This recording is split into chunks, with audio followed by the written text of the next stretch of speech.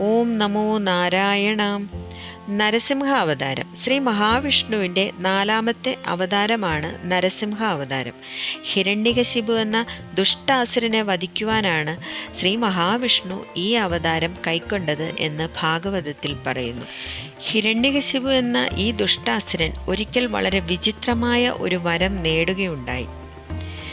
അദ്ദേഹത്തെ പകലോ രാത്രിയോ വധിക്കാൻ സാധ്യമല്ല. ഒരു മനുഷ്യനാലോ ദേവതകളാലോ അസുരനാലോ വധിക്കാൻ സാധ്യമല്ല. പിന്നെയോ ഏത് തരത്തിലുള്ള ആയുധങ്ങൾ കൊണ്ടും അദ്ദേഹത്തെ വധിക്കുവാൻ സാധ്യമല്ല. അപ്പോൾ പിന്നെ എന്ത് ചെയ്യും? മനുഷ്യനും മൃഗവുമല്ലാത്ത രൂപത്തിൽ ഭഗവാൻ ഒരു തൂണിൽ നിന്ന് പിറവിയെടുക്കുകയും സന്ധ്യാസമയത്ത് പടിവാതിൽക്കൽ ഭഗവാന്റെ മടിത്തട്ടിൽ വെച്ച് തൻ്റെ കരങ്ങളാൽ വധിക്കുകയും ചെയ്തു.